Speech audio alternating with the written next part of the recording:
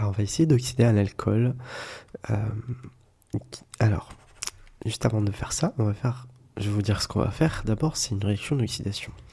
On va voir ensemble, on va essayer d'écrire ensemble le mécanisme. Et donc, juste un petit rappel. Ça, c'est un alcool primaire.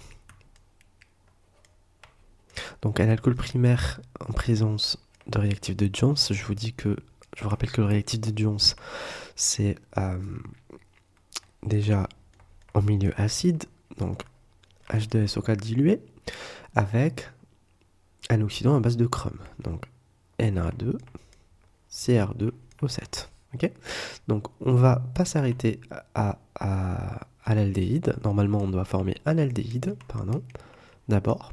Mais quand on est en milieu acide, donc on va continuer et on forme, parce qu'en fait, il se forme entre ça et ça, il se forme l'hydrate d'aldéhyde.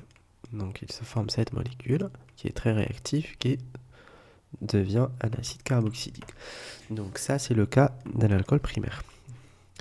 Le cas d'un alcool qui est secondaire, et c'est celui-là qu'on va essayer de voir son mécanisme, d'écrire son mécanisme, avec toujours le réactif de Jones. Donc j'ai H2SO4 dans le milieu, donc c'est dilué, et j'ai Na2Cr2O7. Dans ce cas-là, je serai obligatoirement dans l'obligation de m'arrêter à un cétone, parce que voilà, vous voyez qu'il y a deux groupement R et R'. Ok, voilà, R, R'. Ok, on va voir ensemble le mécanisme de cette réaction. Mais tout d'abord, il faut qu'on dessine la structure de l'huile du réactif de Jones. Donc la structure de l'huile, on a Cr2O7 de moins. Donc Cr2O7 de moins. C'est comme ça, on s'est parlé de Cr. Et là, il y aura ça, il n'y a que des oxygènes. Ici, j'en ai 4. Et de l'autre côté, j'en aurai 3. Et ça fait 7. Okay, donc là, le chrome, il peut prendre 6 liaisons autour de lui. Donc je peux encore mettre là. Pareil, je fais pareil. 6 liaisons. Voilà. Et tout ça, c'est chargé négativement.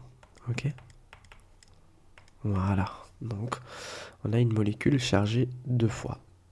C'est-à-dire Cr2O7 2 moins Na plus 2. Na2 plus. Na plus. Cr2O7 2 moins. Ok, voilà, c'est comme ça. C'est pour ça qu'on met le 2 ici. Le 2, ça vient de ça. Petit rappel. Ok, maintenant, qu'est-ce qu'on va faire? En fait, il y aura la réaction de l'alcool. Donc j'ai R, R'. J'ai mon alcool qui va réagir avec le chrome. Donc on va faire une réaction comme ça. Une réaction comme ça, du coup, qu'est-ce qu'on va former? On va former ça et ça, mais lui, il s'en va. Donc, on va former ce qu'on appelle Cr. Ça. Il y a ça. Il y a celui-là. Et le 6e, c'est l'oxygène qui possède un hydrogène et deux groupements R méthyle. R et R'. Ici, on est chargé positivement.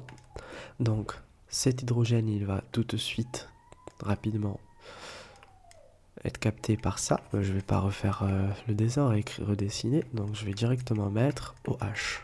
Ok, super. Donc, juste après ça, qu'est-ce qu'on va faire? En fait, on va continuer. Alors, on va continuer. Il y a cet oxygène qui va venir... Alors, attendez. On a enlevé l'hydrogène d'ici. Donc, c'est ça. Alors, il y a cet oxygène, en fait, qui va venir...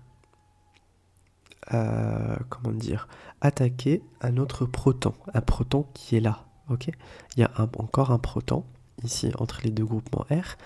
Donc là, je fais ça. Je forme ça. Et celui-là, il rend la densité électronique au chrome.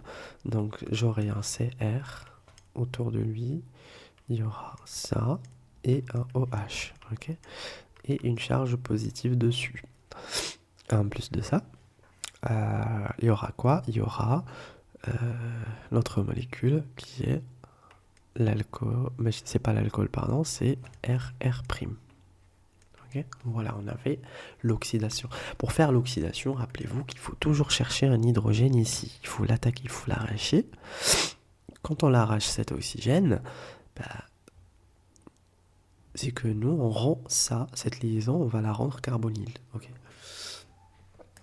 ok, là c'est tout bon. Qu'est-ce qui va manquer? Je pense que c'est bon pour l'instant. Je vais pas continuer.